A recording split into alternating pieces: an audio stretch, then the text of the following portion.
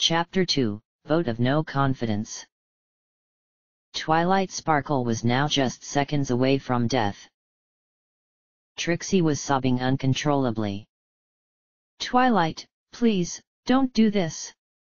Your friends need you. Equestria needs you. Don't throw away your life on pathetic Trixie. I will not change my mind, Twilight Sparkle replied, as tears streamed down her face. Listen to me. While I'm gone, it will be up to you to spread the magic of friendship. Do you understand? There are a lot of broken ponies out there who need someone to love them. You can be that pony, Trixie. I know you can. Trixie nodded. She wanted to say something, anything, but she couldn't speak. It was too late. Twilight Sparkle looked into the sky and lit up her horn. It began to grow ever brighter and brighter, until Twilight radiated a light that was almost blinding. Then, all at once, the light went out. Twilight's body fell to the ground. She didn't get up. Trixie began screaming.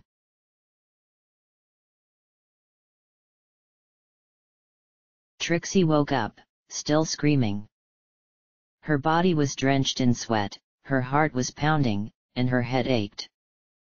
She was in a dark room that swayed gently from side to side. The only sound, aside from her screaming, was the clack of the train's wheels as they raced along the tracks. Not again, Trixie whimpered. Every time she tried to go to sleep she had the same nightmare. In the dream she replayed the last few moments of Twilight Sparkle's life. It had been 3 days since Twilight died. 3 long, terrible days. It felt like 3 lifetimes. Trixie glanced out the window and saw that it was still dark outside. That meant she still had a little time left before she reached Canterlot, but her time was rapidly running out. After Twilight died, Celestia demanded that her body be returned to Canterlot and that Trixie accompany it and explain herself. Twilight's corpse was 3 doors down, in the same train car. Trixie passionately did not want to go to Canterlot, but she knew she had no choice. Celestia wasn't the sort of pony you could say no to. The trip back home had been long and tiring.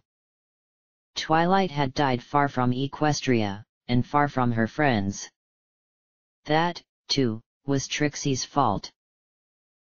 Even if Trixie somehow managed to pull herself together, she knew that Equestria would never let her forget what she had done. The guard ponies on the train had been openly hostile to her. They're a foretaste of the treatment Trixie will receive for the rest of her miserable life, she thought bitterly. At least her life will be short. Celestia will undoubtedly kill Trixie as soon as she lays eyes on her. Twilight saved Trixie for nothing. Trixie desperately hoped that the surviving elements of harmony would not be there. The last time she had seen them was when she used the Alicorn amulet to enslave everyone in Ponyville. She knew Twilight's friends must have hated her before this tragedy happened. She could only imagine what they thought of her now. There was a knock on the door to her cabin, and a male voice called out in the night. Are you all right in there? I heard some screaming. Trixie is fine, she lied. The voice paused. May I come in and talk to you? Trixie wiped the tears from her face with her hoof. Trixie can't stop you, she said sadly. The door opened. A white pony walked into the room, closed the door, and turned on the light. As soon as Trixie saw who it was, she screamed in terror. She quickly backed away into the far corner of the room and kept screaming. Whoa, whoa, it's okay, Shining Armor said. I'm not here to hurt you. Everything is going to be fine. Trixie did not know you were on the train. Have you come to kill her? Of course not. Don't be ridiculous. Cadence and I boarded the train on the last stop. We're on the way to Canterlot to attend Twilight's funeral. We wanted to be there for it, to tell her goodbye.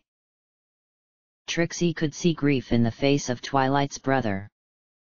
Please, please, you have to believe Trixie. She didn't want any of this to happen. She didn't want Twilight to die. She did not ask to be saved. Trixie would give anything to take back what she did. I know, Shining Armor replied. I know you didn't want this, and I know you wish you could change the past. But you can't. Even Twilight couldn't do that. What you did was terrible, but despite that there was simply no way Twilight was going to let you die. She loved you, Trixie, in spite of everything you'd done to her, and she was going to do whatever it took to save you. That's how she treated her friends, and she counted you in that circle. But how can you not hate Trixie for this? Do you really think that Twilight's family would be any different from Twilight? Look. The way I see it, you are responsible for what you did, but you had no control over Twilight. There was simply no way you could have stopped her, even if you wanted to, and you did want to. What my sister did was her decision, and I'm going to honor and respect that decision by caring about the pony she saved. It makes no sense at all to hate some pony my sister obviously cared about so much. Shining Armor looked at Trixie. She was still cowed, huddled in the corner of her cabin.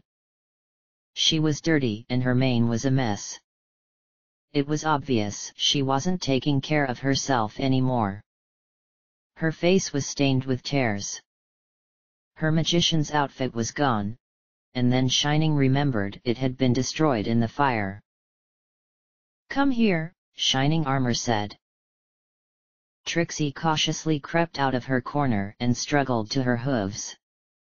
She walked over to Shining Armor and stood in front of him, uncertainly. Yes. To her enormous surprise, Shining put his front hooves around her neck and hugged her. It's all going to be okay, Trixie. Really, it is. It's going to take some time to heal every pony, but the pain won't last forever. One day you will feel joy again. Thank you, Trixie whispered. Shining Armor let her go. He was about to say something, but Trixie interrupted. Twilight wanted me to tell you that she loved you. I know she did, Shining replied. And I miss her more than words can say. Shining looked out the window. He noticed that the sun was just beginning to rise. We're going to arrive in Canterlot in about an hour. You need to clean yourself up and get ready. Celestia wants to meet with you as soon as you arrive. Trixie's heart dropped. Trixie knows. She is not looking forward to it. She paused. Will Spike be there? Shining shook her head. No. He's pretty upset. Once the funeral is over, we're going to take him back to the Crystal Empire with us. He's a pretty important dragon there, and he will be surrounded by ponies who love and respect him. With Twilight gone, that's probably the best place for him to be. Celestia has gotten kind of dark lately.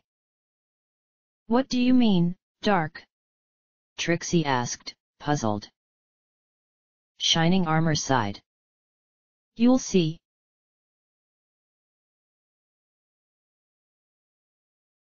Trixie was anxious, on the verge of panic. She found it difficult to breathe. Just calm down, she told herself. Everything will be fine. But she knew it was a lie. The train was just moments away from arriving in Canterlot station, and Trixie was waiting in the forward car. In front of her were the 6 guard ponies who were carrying Twilight's coffin. Shining Armor and Cadence were positioned in front of the group that was carrying the coffin, and Spike was standing beside Cadence. The dragon wouldn't even look at Trixie. Surrounding Trixie were 6 more guard ponies. Trixie wondered if they were there to keep her from escaping, or to protect her from being lynched by an angry mob. She found it difficult to believe they would risk bodily injury to save her. Then again, Celestia had given orders that Trixie be delivered to her alive. Under better circumstances that would be a hopeful sign. The train finally rumbled to a stop, and a few seconds later the door to the train car opened. A dim ray of sunlight streamed inside. Shining Armor, Cadence, and Spike stepped off the train, followed by Twilight's pallbearers. Then it was Trixie's turn to greet Canterlot. That was when Trixie saw the crowds. The pathway to Canterlot Castle was lined with ponies of all ages and classes. There were hundreds, no, thousands of ponies present. All of them had turned out to see Twilight Sparkle make her final journey to Canterlot. Trixie forced herself to look straight ahead. She couldn't bear to make eye contact with any of the mourners.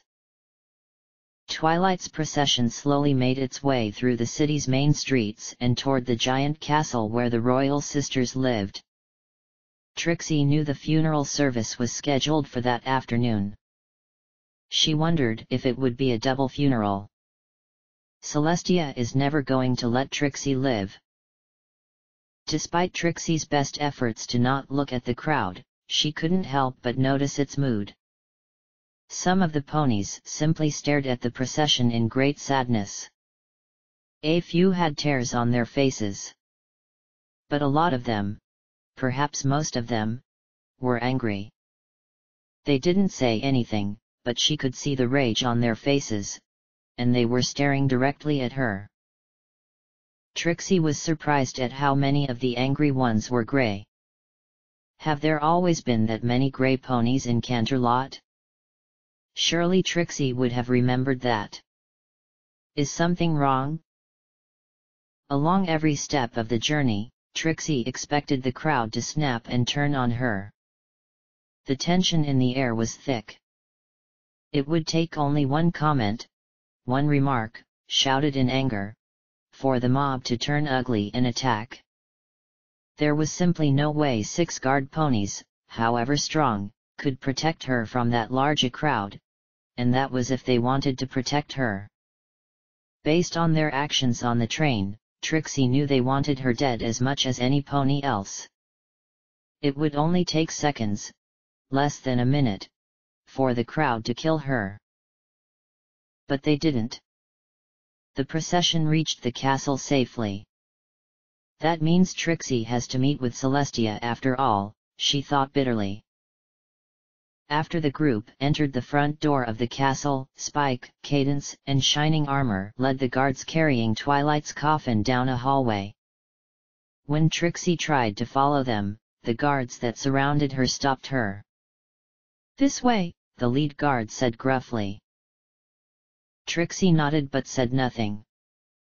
She followed the sullen guards down the giant hallway that led to Celestia's throne room. The enormity and grandness of the hall made her feel small and insignificant.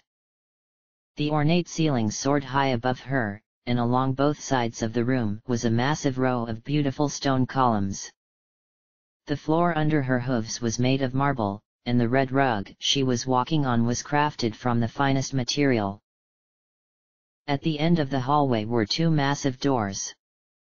On each side of the doors was an enormous, unsmiling guard pony.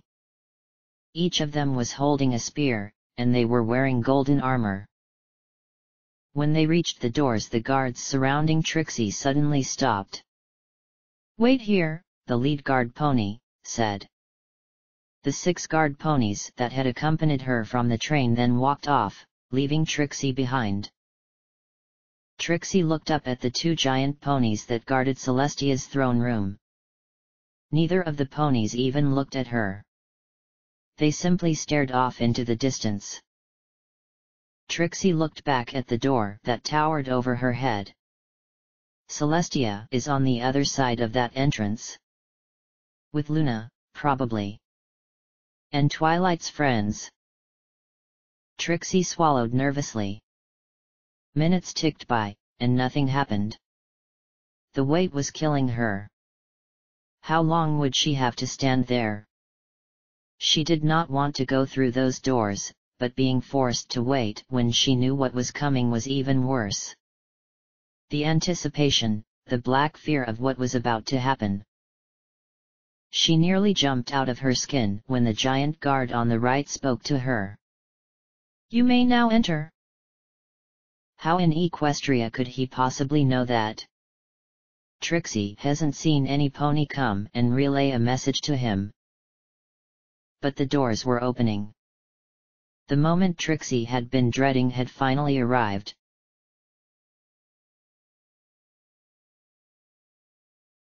Trixie was standing about 10 feet in front of Celestia's giant throne.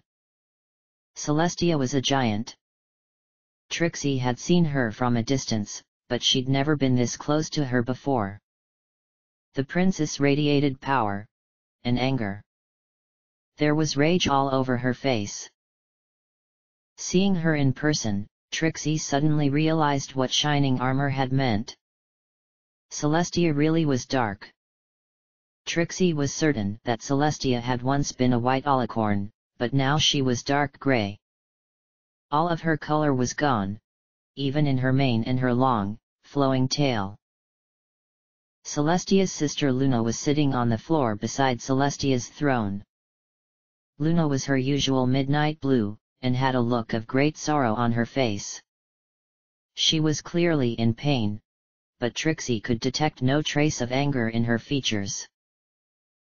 To the right of the throne, embedded in the giant walls of the room, was a long series of stained glass windows.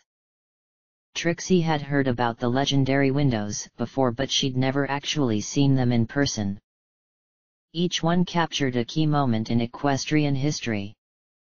Most of them seemed to depict events that involved one or more of the elements of harmony. That's when Trixie saw them. Standing in front of the window that was nearest to Celestia's throne were Applejack, Fluttershy, Rainbow Dash, Pinkie Pie, and Rarity.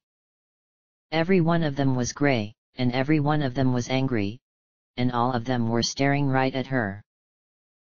Celestia glared at Trixie. Her eyes glowed a sinister dark green. So tell me, Trixie Lulamoon, how does it feel to have killed an alicorn? That's quite an accomplishment, you know.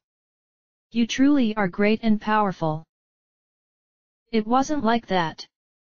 Trixie protested. You have to believe Trixie. She didn't want Twilight to die. She begged her to stop. She didn't want anything to happen to Twilight. Oh, come now. Surely you can't expect me to believe that you wanted to die. Not you. Of course not. But the price for saving Trixie was too high. She told Twilight that Trixie wasn't worth saving. She told Twilight to leave her and let her die. Trixie didn't want this. If you truly didn't want this, why didn't you stop her? Celestia bellowed. Trixie was sobbing now. She tried to stop her. Really, she did. But she couldn't. Luna interrupted. Celestia, that's enough. You know what happened. Trixie did everything she could. She certainly did, Celestia said angrily. Tell me, Trixie. How many lives were lost in that fire you set? Do you have any idea? I bet you enjoyed watching everyone burn, didn't you? No. Trixie screamed. She collapsed to the floor. By now she was crying so hard she could hardly talk. Trixie didn't mean for anyone to get killed. It was just a trick to scare them. She thought she could put it out. Really she did. But then it got out of control, and... Trixie stopped. She couldn't breathe, and she couldn't talk. She felt like she was about to pass out. Celestia stamped her hoof on the ground. And what happened then, Trixie? Do you remember? Or have you already forgotten how Twilight died? Celestia, that's enough. Luna snapped. The screams of the dying constantly echo through her mind. Every time she falls asleep, all she can dream about are the last moments of Twilight's life. Trixie is tormented by what happened. She would give anything to change the past.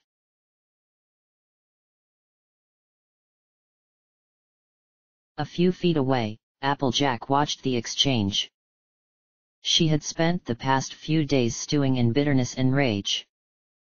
In the best of times Trixie hadn't exactly been a friend to any of the elements, but in their worst nightmare none of them ever expected Trixie to get Twilight killed. Applejack and her friends had come to Canterlot wanting revenge. But as Applejack the Grey watched Trixie, something inside her changed. Why, she's bane honest. She didn't want any of this to happen, and she didn't want Twilight to die. I reckon she really would do anything to fix this. But she can't bring Twilight back. And none of us can. I miss Twilight so much. The pain cuts deep, and I don't know if it'll ever stop. It's just like when Mom and Dad died. But as much as I hate to admit it, it just don't make sense to hate Trixie just because Twilight chose to save her life. That's not going to bring Twilight back or make things any better. Why, Trixie's hidden as much as any of us. Just look at her. I know honesty when I see it. Applejack didn't realize it at the time, but at that moment her grayness vanished and she became orange once again.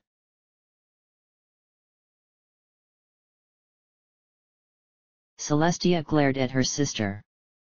My beloved student is dead because of that miserable excuse for a pony. Luna shook her head. You know that's not what happened. Trixie didn't ask to be saved, Twilight did that on her own. Trixie had no way of stopping Twilight. The only person who could have stopped her is you, and you did nothing. That's a lie. Celestia shouted. Is it? Luna asked. Sister, Twilight never did anything without asking you first. Before she went to save Trixie, she wrote you a letter to ask for your blessing. I have seen that letter. She told you what it was going to cost her to save Trixie's life. If you had told her to stop, she would never have left Equestria and she would still be alive today. But you didn't do that. You let her go, knowing you would never see her again. Celestia turned even darker. She leaped toward her sister and slammed both of her front hooves on the ground so hard that the floor cracked. Don't you dare tell me that I killed Twilight! She screamed in Luna's face. I'm not, Luna replied calmly. Twilight merely did what she thought was best, given the circumstances. No one forced her. She acted because she believed the life of her friend was worth saving. It was her decision, and you were right to respect her judgment. Celestia looked away from her sister. I was a fool.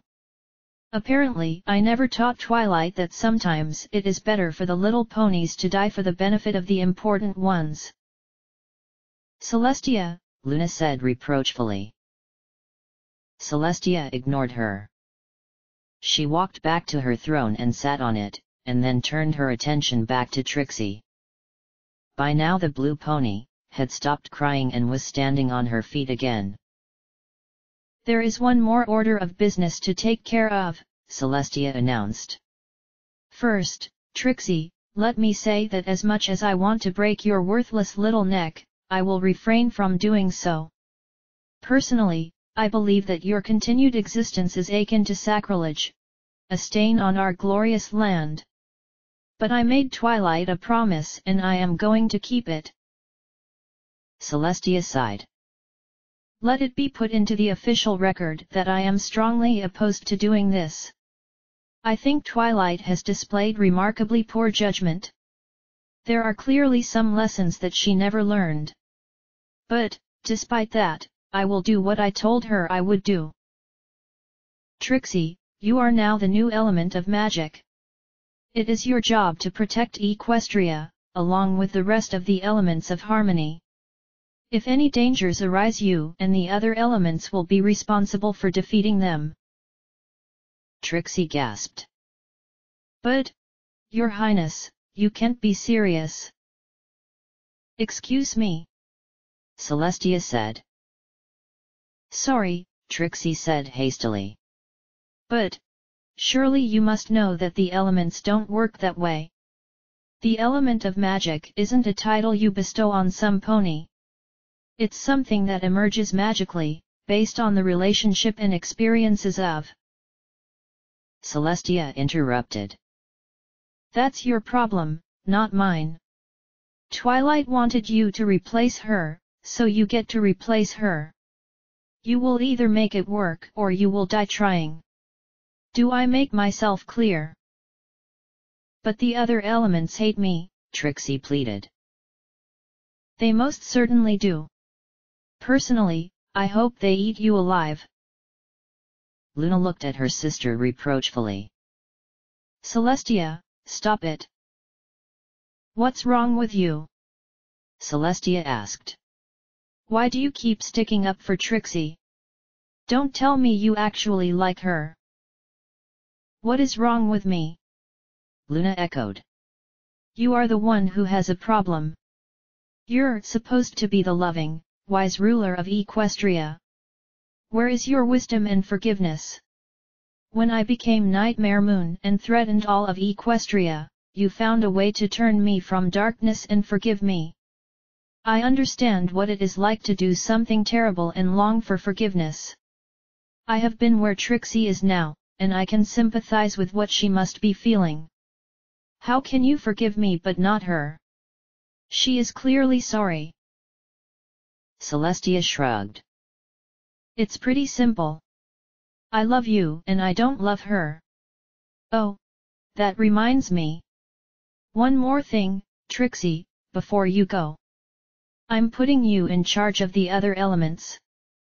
Congratulations. You're their new leader. You're doing what? Trixie exclaimed. But, Your Highness, Twilight was their leader only because she displayed leadership. The other elements were her friends, not her servants. You can't. I can and I have, Celestia shot back. So there. Luna looked at her sister.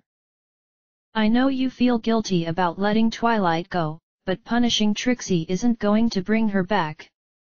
Your guilt and rage are consuming you, as jealousy once consumed me. If you don't forgive her, don't you dare tell me what to do, Celestia snapped. She then turned her attention to the elements of harmony. Is there anything any of you would like to say to your new leader? Rainbow the Grey walked over to Trixie and stood inches in front of her face. Let me make one thing very, very clear. Just so we're on the same page and all. I am the element of loyalty. I care deeply about my friends, and I would do anything for them. Anything. When Pinkie Pie was being tormented by a bully, I kicked that bully right out of town. I will engage in hoof-to-hoof combat with full-grown dragons, if that's what it takes. I will never leave my friends hanging. You, Trixie, are not my friend. You never have been and you never will be.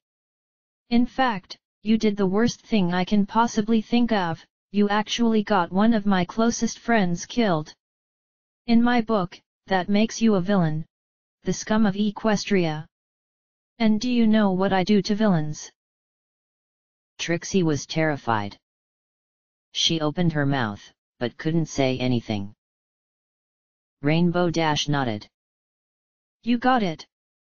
So watch your back, Trixie. Twilight is going to be avenged. I will see to that. Even Twilight's death will not change my loyalty to her. Rainbow's speech made Celestia smile. You know, Trixie, the funeral isn't until this afternoon. I think this would be a perfect time for you to get to know your new friends. After all, you're going to be spending a lot of time with them from now on. Trixie's heart sank. Yes, Your Majesty, she mumbled.